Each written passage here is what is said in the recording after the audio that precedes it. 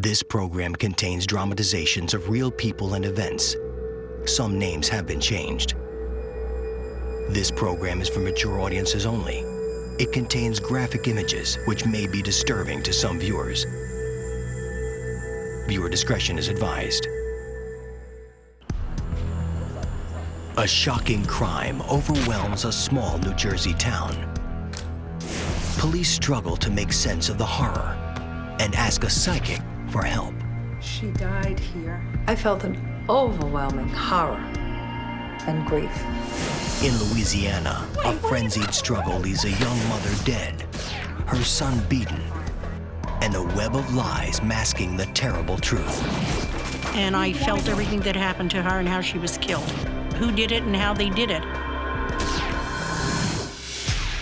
When clues are scarce and answers elusive, investigators sometimes turn to a psychic witness.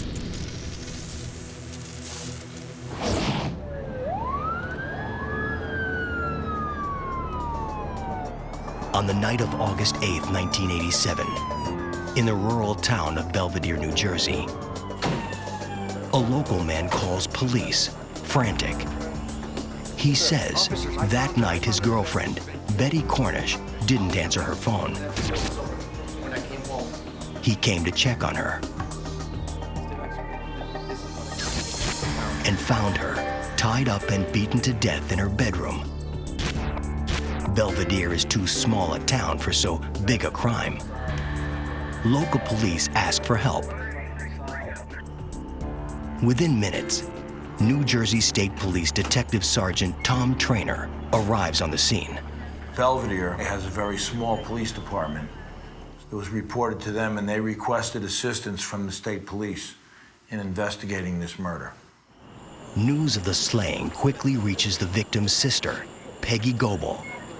She can't believe it. It was like hysterical. They wouldn't let me in to see her. And the last thing I remember is them bringing her out on a stretcher. How could this have happened? You know, who would do something like this? Everybody you looked at, it was like, did you do it? Forensics experts comb the disturbing scene for clues. The killer used an electrical cord to bind his victim and a pillowcase to blindfold her. He had beaten her without mercy with a sharp, heavy object he later removed from the scene. He left little behind. That was in the days before DNA, so we were looking for any possible, blood or hairs or fibers from clothing or something, anything foreign to that apartment that may help us to identify the killer. Outside, an important clue. Detectives find one of the windows removed from its frame. They lift a single fingerprint. Because of the way it was placed on the window, we felt that that was probably from somebody that raised that window from the outside and went in.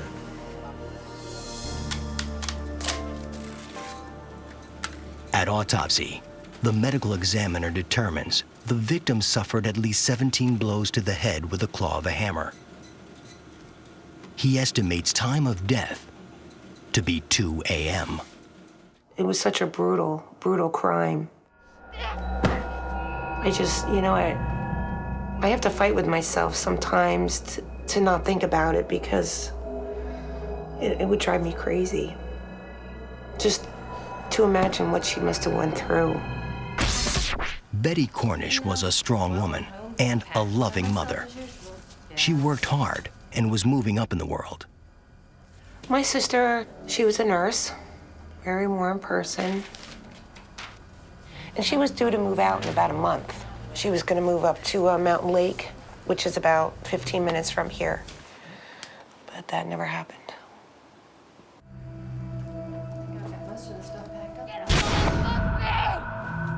Haunted by the brutality of the crime, Peggy Goebel can't keep from wondering if the killer picked her sister at random or if he held a deadly grudge. It was horrible. I know I went without sleep for, 3 days.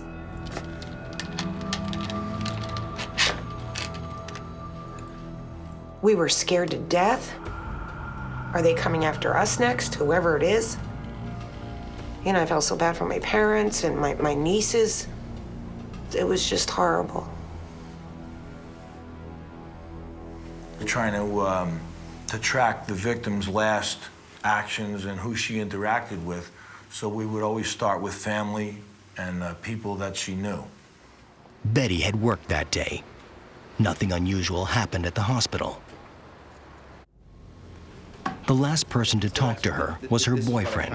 How long ago was it? He says they were supposed to go out that night, but he had to cancel. According to his story, Betty was home, alone all night, until he found her. Trying to find who left the print on the window, police begin with the people closest to Betty. Anybody who was in that home, whether it be the victim or her daughters and boyfriend, anybody who came and went could have left fingerprints. And so we would take elimination prints from all the people that may have come and gone there. And that was where we started, with her relatives and neighbors right in that apartment complex. The print from the window doesn't match any of the victim's family. Next, examiners compare the prints of Betty's neighbors. As the investigation branches out, it begins to pay off. Examiners find a match to one of the neighbors. His name is John Reese. He lives with his fiancée in the apartment above Betty's. But the couple wasn't home on the night of the murder. Reese was with friends at a bar until a little after 2 a.m., the estimated time of death. The friends later verify his story. Reese can explain the fingerprint. He says he'd gone to Betty's apartment several times to help fix a sticky window. I'm wondering if you wanted to take a polygraph test. Are you willing to do that for us? Anytime? We felt that he was forthcoming and very helpful, and we felt that he accounted for his activities and had been giving us all that he knew. Still, police have to be certain. Reese agrees to a routine polygraph test. Betty Cornish, your neighbor. No. We used a polygraph examiner as a tool to hopefully eliminate possible suspects. The results confirm his alibi. He'd been out until shortly after 2 a.m. All I want to do is ask. Investigators are less satisfied with the story the victim's boyfriend tells them. Because he had a relationship with her, he would naturally have to be one of the first persons interviewed to be either eliminated or to be considered a suspect. Friend died. He can't fully account for his whereabouts on the night of the murder. We had a problem with his timeline of what his activities were, where he had been. It wasn't me. He didn't have witnesses to all his activities up to and right around the time that the victim died. In us conducting an investigation, we were looking for ways to either prove or disprove his account of his activities. He declines to take a polygraph. I refuse it. The boyfriend was a suspect at that time, and which scared me half to death. Because I didn't know who did it. Hello, I'm trying to get in touch with... While authorities continue their investigation, Peggy Goebel begins one of her own. I had my own house cleaning business back then. A horrible thing has happened. And one of the ladies' house that I cleaned, she knew about my sister, what had happened. And she's the one that she told me about Nancy. There's this psychic that lives in Flanders. And I would have done anything at that time to apprehend the murderer. Peggy meets with psychic Nancy Orlen Weber. Before I begin, sweetheart... Nancy asks Peggy not to tell her any details, not even what she's there for. And I just close my eyes... She leaves it all up to her visions. And then we'll talk, okay? And I said to her, there's a terrible tragedy in your family, horrible loss. I felt an overwhelming horror and grief all at once. And she started to cry. And I knew, I could feel it was her sister. She senses Betty's pain is over. It's your sister. Nancy said that my sister was, she was at peace, that she's at rest. What Nancy tells her next is both encouraging and ominous. And I said, Peggy, I really can't tell you everything about this case. I can tell you a few things. Because she called The chief him. suspect She now, called him and she said her she was boyfriend. so tired. He found the body, but he didn't do it. They think And she but said, he wasn't there. You sure? I said, yeah, I am sure. He didn't do it. Very, very nonviolent. You think I killed my girlfriend? I said, oh my God, is he in horrible shock? And he is the suspect. I said, but he didn't do it. Nancy Orlen Weber has eliminated the main suspect, but she's about to provide something better in return. After Betty Cornish is savagely murdered, New Jersey State Police have little to go on. Until Betty's sister, Peggy Goebel, consults with psychic Nancy Orlen Weber. And I'll tell you what he said. After assuring Peggy that Betty's boyfriend is innocent, Nancy stops the meeting. I can't say more to you about that part. Whatever Now, else she but I will. sees is for the police to confirm before the family hears. Okay, you'll help us.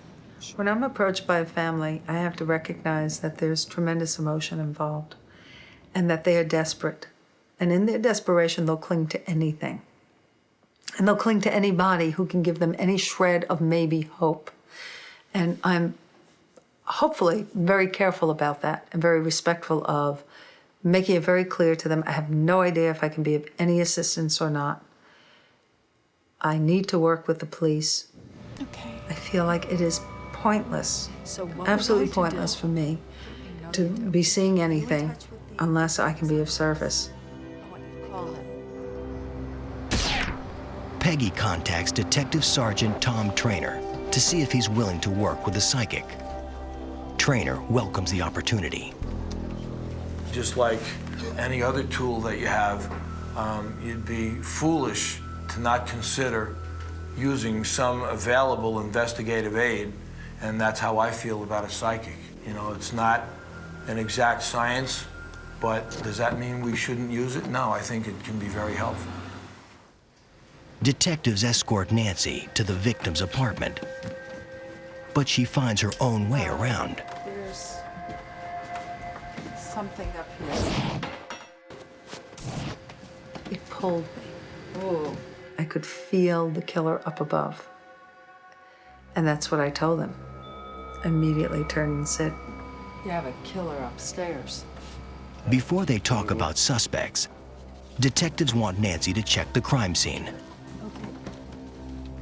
I walk into each situation as if it is the first time I've ever done anything. I cannot make assumptions that I even know what I'm doing. If I'm going to do it well, or at least give of myself the best I can, it's a brand new moment, and I have to approach it that way. Inside Betty's apartment, Nancy begins seeing the crime unfold.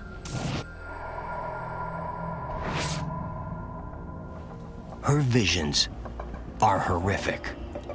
He pulled a cord.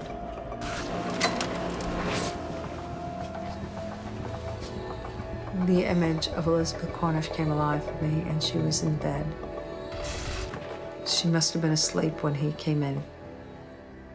And she was a little slip of a woman. And she was tied. Wrapped cord. That cord from the vacuum. And I saw his hand, and in his hand I saw a hammer. And I saw it come down on her head. Wow. That he didn't stop. This much the police already know. Nancy sees more. I think she sees him. The killer was no stranger. She knew who it was. And as I looked up, I saw the scar on his right cheek. I saw a Western belt buckle. Nancy describes a man with some facial hair and who always wears jeans. And I could measure his height. I don't know why or how I could do that, but it said 5'10". And named John. Last name began with R, single syllable. Knew it. The visions become too much for Nancy. Now, I need to get out of here. Let's go back and debrief. She has seen the murder and felt the victim's terror and the killer's rage.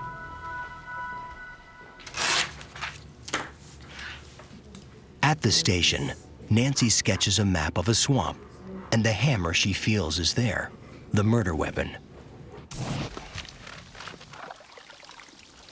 And I know there's blood on it. That will have to wait. He lives upstairs. First, police need to find the killer. I see a scar on his right cheek.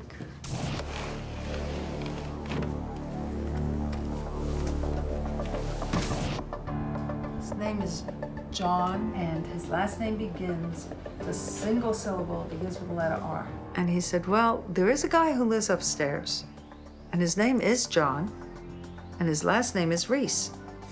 That's his Nancy's name, sure that's it. he's the one. That's it. He must be. That's it. But there's a problem. Thank you. He passed a polygraph. I said, I don't care. I'm sorry. I don't know why he passed. I can't tell you. Go back and look. Did you see a scar on And him? if you see Did the scar, notice? if you see the Western belt buckle, I want you to think about it. Loves it. That's who it is. She also says the murder took place at 3 a.m. After But that, detectives tell her time of death was estimated at 2 o'clock. I said, I'm sorry, but I feel differently. That's how we left it. So what do you have? But investigators can't leave it. They go back to the medical examiner to confirm the time of death. The medical examiner advised that yes, it could have been after 2 o'clock. It could have been 2:30 to 3:30 in the morning. Nancy Orlen Weber is right. And investigators are about to see how one crucial detail can change everything. In her visions, psychic Nancy Orlen Weber sees Betty Cornish murdered later than police first suspected. The evidence backs her up and hands detectives their next lead. Maybe later than 2 a.m. Some drink? No. They ask the upstairs neighbor, John Reese, to come in for another interview. He has an alibi through 2 a.m., but maybe not after that. We needed to have him account for this window of time between 2 and 3:30 or so in the morning of the day Betty got killed. It was a matter of, hey, look, you know us, we talked to you, we know we interviewed you in the past. Now we just want to talk to you about some more of your activities, and we want to be clear on what you told us. Reese arrives, wearing a Western belt buckle and jeans. He's got a scar on the right side of his face. I see a scar on his right cheek. He's wearing a Western belt buckle. It's significant because he always wears it. He's just as Nancy envisioned. John Reese, conducted by Reese had passed a lie detector test, but the questions brought him only to about 2 a.m. He can't account for his whereabouts at 3.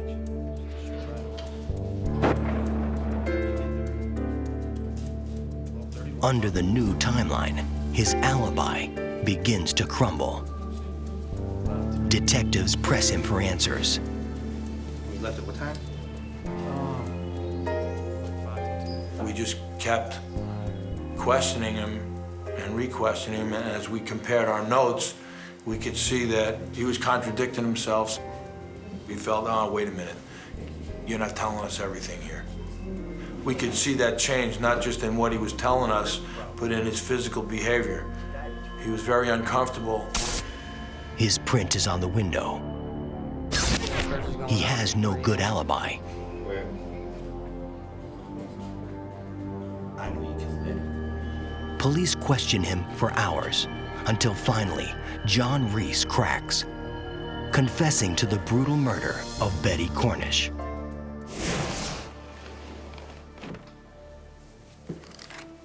Reese says he climbed into Betty's window.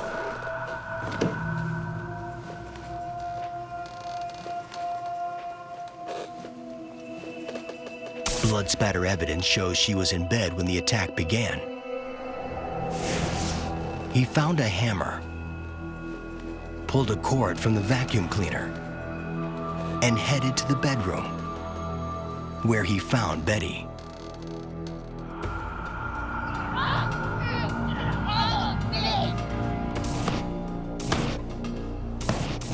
Nancy Orlen Weber saw it all with uncanny accuracy, exactly as John Reese describes it. Reese even admits disposing of the hammer in the swamp Nancy mentioned. When he did admit and tell us, he seemed to have like the weight of the world was lifted off of him too. We could see that he was more at ease after he admitted it.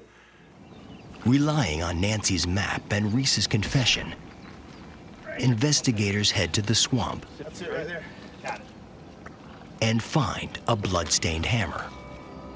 But, adding a bizarre note to an eerie crime, forensic analysis determines this hammer is not the murder weapon. There is blood on it, but not from Betty Cornish. It might be a murder weapon, but not the one Reese used. I was elated that John Reese confessed, because the hammer that they did find in the swamp did not have matching blood type to Elizabeth Cornish. So there was no evidence. There was no proof. I was at my parents' house that morning, and we heard it on the radio. They caught the murderer of Elizabeth Cornish. And I can remember my parents and I just crying and jumping up and down for joy that they caught him. You know, we all said, now Betty Ann can rest in peace. But then it hit you. She's gone. She's never coming back. Peggy's thankful Nancy turned police attention back to Reese. Because John Reese passed the polygraph test. And she just kept insisting, you've got to go talk to him again. You've got to speak with him again. So that's what they did, and he confessed. Tom Trainer feels the same. She's an asset to law enforcement. I really think that she cares about what she does, just like if she was a police officer and somebody I go out and work with, she cares as much as we do about, you know, finding out what the truth is. In the fall of 1989, John Reese goes to trial, is convicted of second-degree murder, and is sentenced to life in prison. I feel that justice was served. I thank God that he was caught. And he's put away for a long, long time. And there's someday I'd like to ask him why. I hope someday I have that opportunity. Nancy Orlen Weber worked with the tireless investigators of New Jersey State Police There's something here. to find the truth and put a brutal killer away. In Louisiana, police struggle to solve another sickening murder and employ a different psychic to help wade through a web of lies. Jefferson Parish, Louisiana. Nestled between New Orleans and the Mississippi River, the suburban parish is known for its rich history and beautiful landscapes.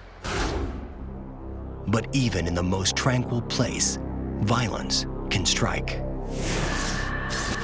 Officer, go ahead. Just before dawn on February 24, 1984, a man named Alan Riker calls Jefferson Parish 911. What happened? He says he's been attacked in his home. Is the suspect still there? He's not sure where the assailant is now. Suspect may be on scene. Deputies race to the address and approach with caution, not knowing who or what's inside. Suddenly, a man appears with a 12-gauge shotgun. It's Alan Riker, beaten and bloody.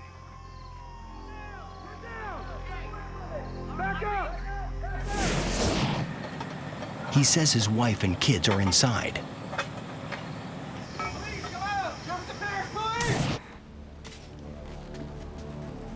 In the living room, deputies find Riker's wife, Vivian. She's dead. They spot signs of a violent struggle.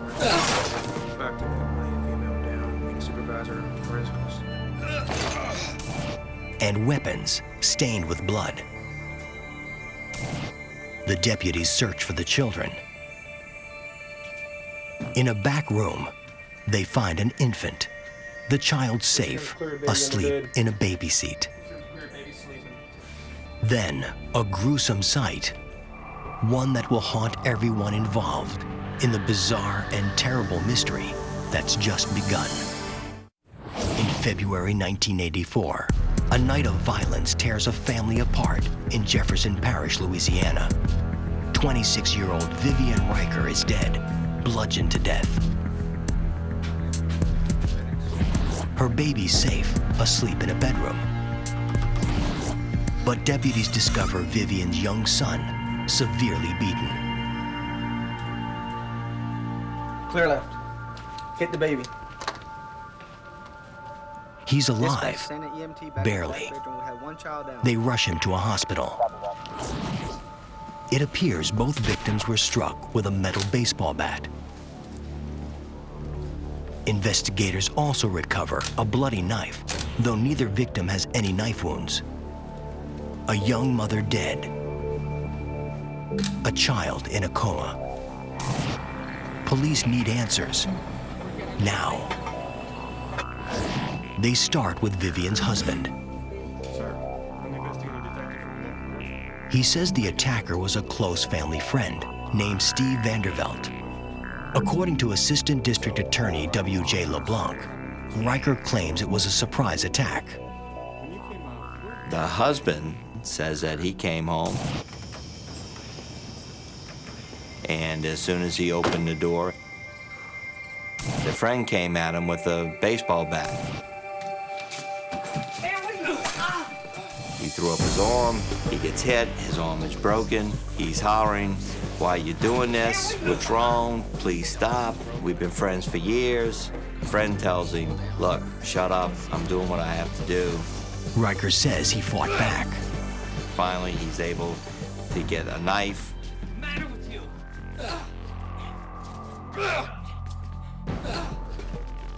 They struggle, they're wrestling. The fight lasted for hours until he disarmed Vandervelt. He chases the friend out of the house. As he's leaving the house, he stabs him 3 times in the back. Riker claims he didn't see what happened to his wife or son and has no idea why his friend attacked him.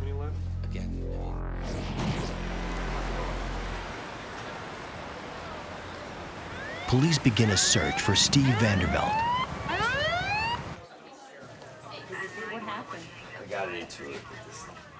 And find him in a New Orleans emergency room. All right, so a friend of yours? Not anymore. Not anymore. Do you know how many times he stabbed you? More than once. Okay. He's been stabbed in the chest and back. And he's got his own story about what happened at the Riker house. Excuse me, nurse, I need to speak with you. The friend, in his statement to the police, indicated that he had gone over to the house in order to retrieve his baseball bat, which he had left over the day before.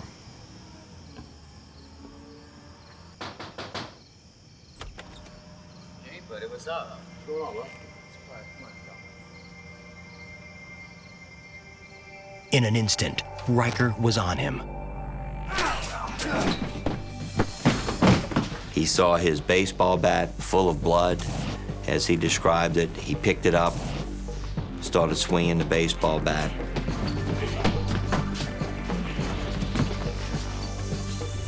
He fled as soon as he could. Like Riker, Vandervelt offers no explanation for the fight and claims no knowledge of Vivian's death or the attack on the boy. Officers collect his bloody clothes as evidence. All right, thank you very much. Bye. Someone is lying. You have a mirror image of the events that occurred within the house, with the exception that each man reverses his role. Investigators compare the two stories. Both men were in the house with access to the murder weapon. Neither admits knowing what happened to Vivian. But Steve Vandervelt's actions that night seem more suspicious. All right, thanks. The friend parked his car around the block, 14 houses away. He was going to the house allegedly to pick up his baseball bat. The natural question might be, what's the explanation for it having been parked around the corner? Vandervelt has no explanation and seems unfazed by news of the attack on Vivian and the boy. Alan Riker appears genuinely distraught. The forensic evidence implicates Vandervelt. The blood on the bat is type A, Vivian's type. Both men's clothes are blood-stained. But while preliminary tests indicate Riker had only his and Vandervelt's blood on him, Vandervelt also had Vivian's type A. She was the only one that had type A, the friend having type B, husband having type O. Jefferson Parish authorities arrest Steve Vandervelt and charge him with assault and first-degree murder. But the 1985 trial ends with a hung jury.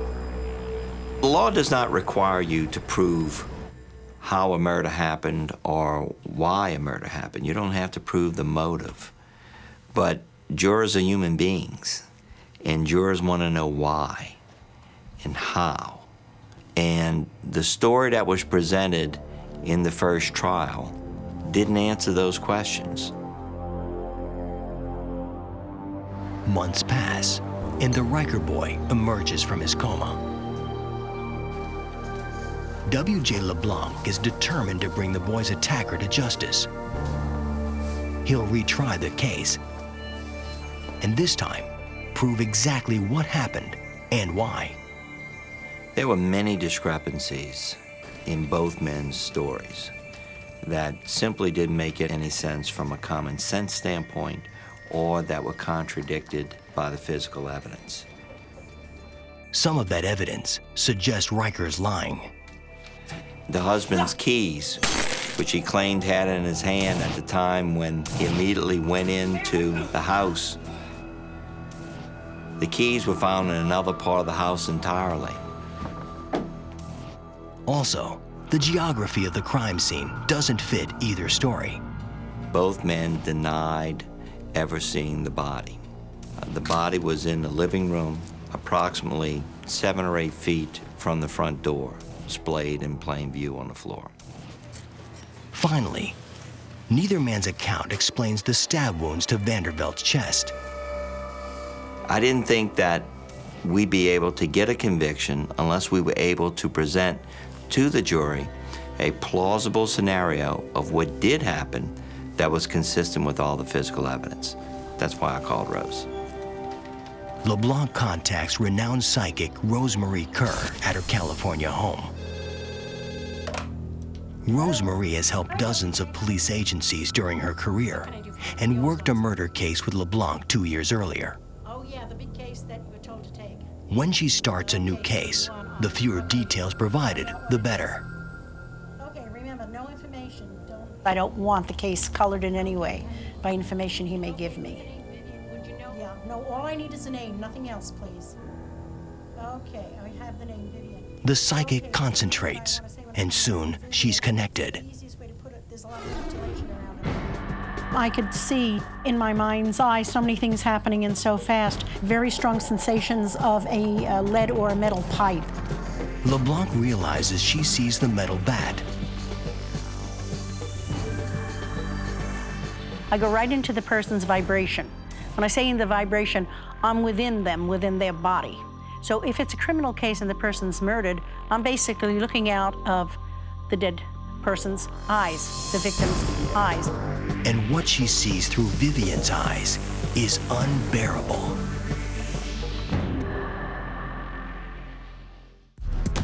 After Vivian Riker is killed and her son beaten, prosecutor W.J. LeBlanc must decipher conflicting stories by two suspects. Vivian's husband, Alan Riker, and his best friend, Steve Vanderveld. LeBlanc decides to call in his secret weapon, psychic Rosemarie Kerr.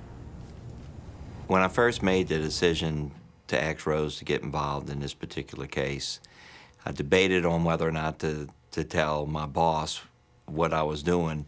In the end, I chickened out thinking that he would probably think that I was crazy. It's a risk, but LeBlanc needs help. Hello? He tells Rosemarie the victim's name, nothing else. The visions are immediate. The first thing I see, a metal bar around her. There was a lot of blood on the wall, and I saw a child in a baby seat. And I saw another little boy that was brutally hurt. The house was a mess. There was blood all over the place. WJ was on the phone and he kept saying, yes, you've got it, that's it, that's it, that's it. As Rosemarie works, she feels what Vivian felt. I could feel myself being beaten. I could feel my face caving in. I could feel that I couldn't breathe. She knows it was a brutal slaying, but she's not sure who did it, yet. LeBlanc sends Rosemarie photos of the victim and suspects. When I read a photograph, it's very simple. I do not look at the photograph. I never look at it when I get it. It's upside down in front of me. And I just rub my fingers over the photograph itself. And as I do this, I pick up a vibration. I'm picking up what they are, who they are. I want to go into this next picture first, and in this picture here, I want to go into the lady's vibration, because as I come into her vibration, I find her that she's made the transition to another world. When I go to Vivian Riker's vibration in the picture, I come upon a young woman that loves her children. She loves her home, and yet she's not a happy person at all, and she really doesn't know which way to turn.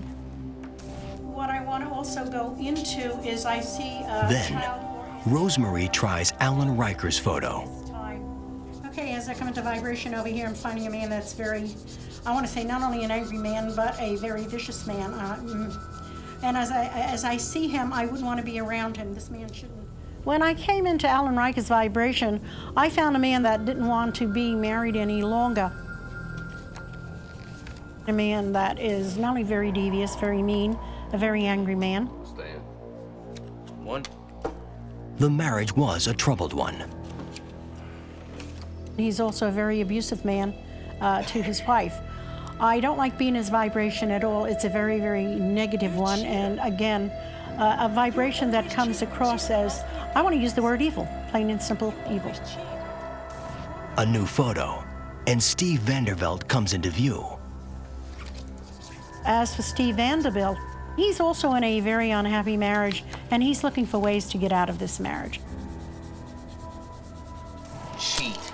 He's not only an unhappy man, but he's very manipulative, and what he wants is Vivian for himself, and he's looking at ways to have that. But Vivian doesn't want him, and Vanderveld begins to hate her.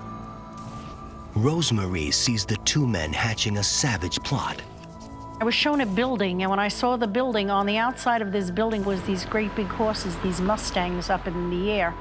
And I could feel the men inside, and as I went inside, I saw the two of them writing on a napkin as they were planning how they were going to get rid of their wives. They worked together as a team.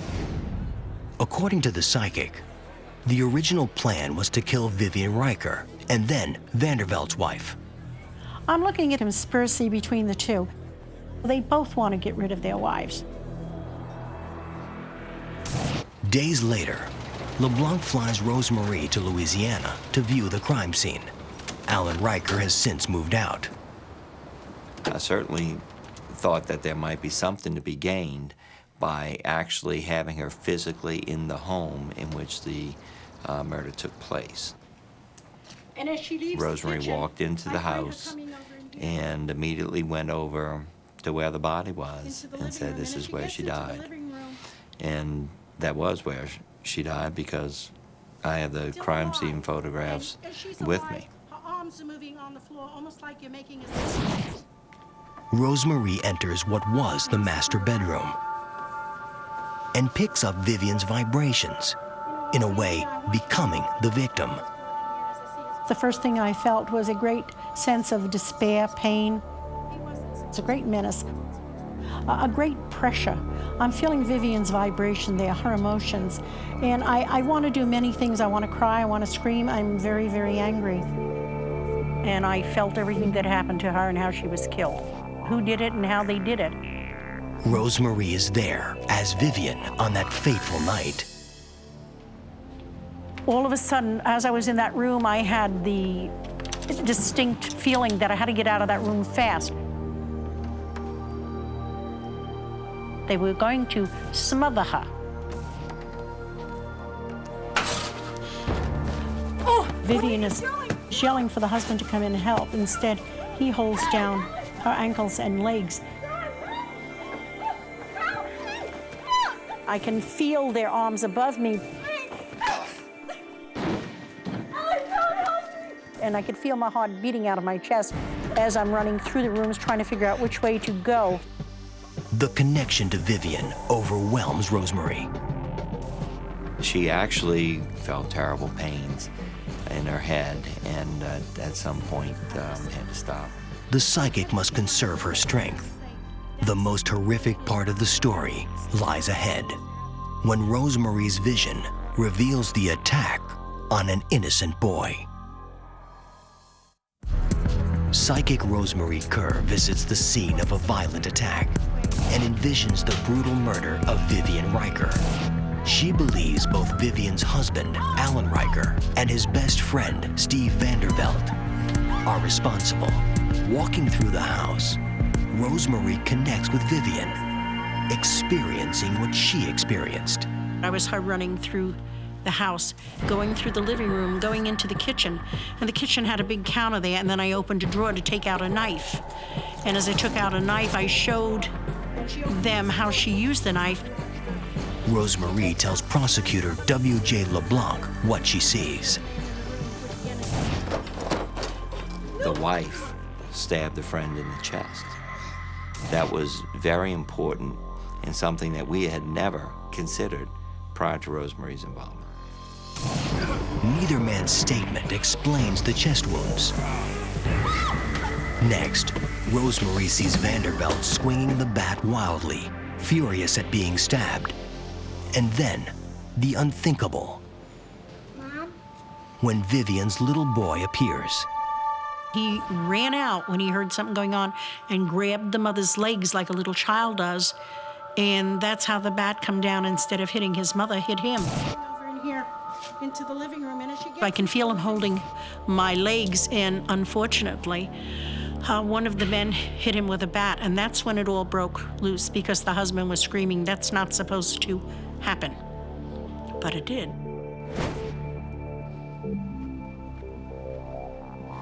Alan Riker's son is gravely injured. Rosemarie sees the two men, once conspirators, are now enemies. And that's when the two men started fighting with each other because they were only supposed to take out the woman and not hurt the child. The psychic sees a long fight until the two men are exhausted. Though the fight's over, they're unconcerned about the injured boy or the dying woman. I could see them sitting in front of a TV set, and they were drinking while she was on the floor. She wasn't dead yet. She was fighting for her life, and I could see her moving her arms and her hands with the blood. Despite the horror, the strength and love of Vivian Riker shines through. And she's alive the whole time, and she's giving what's left of her life for her children. Her heart's crying out for the children. She didn't care what was happening to her. She didn't care about anything else. She just wanted her children to be all right. So here is this mother whose body I'm in. She's not only dying, but she has a baby in a car seat, and she knows the other one is really hurt bad. It's hard to feel how her life is ebbing out, and she's caring for the kids. And these two men, they let her die. They let her die. She was alive. She didn't die right away. She died horribly. They let her die. No, that's not right. I'm sorry. This woman suffered, and she didn't have to. She was alive the whole time. Well, they sat and they watched TV. The gruesome vision takes its toll on Rosemarie. I love everything that I do, but when you go to somebody else's misery, it takes a lot out of you. In 1990, with Rosemarie's visions filling in the missing pieces of how and why the killing took place, W.J. LeBlanc is ready to bring Alan Riker and Steve Vanderveld before a jury. His best weapon in court, earlier forensics tests by one of the top blood experts in the country. In 1987, the expert had found microscopic drops of blood not discovered in previous examinations. Judge Ernest Richards presides over the second trial. The splatters, high-velocity blood splatters, were found on the shoes and clothing of both defendants. The blood spatter is type A, Vivian's blood type. It would have been impossible, in my view, that they could have had these blood splatters on their clothes if they had not been in the immediate vicinity of the victim at the time that she was bludgeoned to death with a baseball bat. In 1990, both defendants are found guilty. I treat the use of a psychic as just one of many tools at my disposal. I have homicide detectives, I have district attorney's office investigators, and in this case, there was the need to use a psychic. I think Rosemarie Kerr is one of the most extraordinary women that I've ever met my entire life. But Rosemarie knows Vivian Riker is the real hero. When they allow me to look through their eyes, to me that's a privilege, because I could see what's going on. And by seeing what she's experiencing, by feeling what she's experiencing, I can help the authorities. Steve Vanderveld chooses a jury trial and earns 21 years for manslaughter. Alan Riker waives trial by jury. He is convicted of second-degree murder and sentenced to life in prison without the possibility of parole. Two families were ripped apart when madmen struck down the most innocent victims and left grieving loved ones behind. The killers tried their best to cover their crimes, feeling no remorse. But those crimes were solved by the persistent work of the law and the remarkable vision of psychics.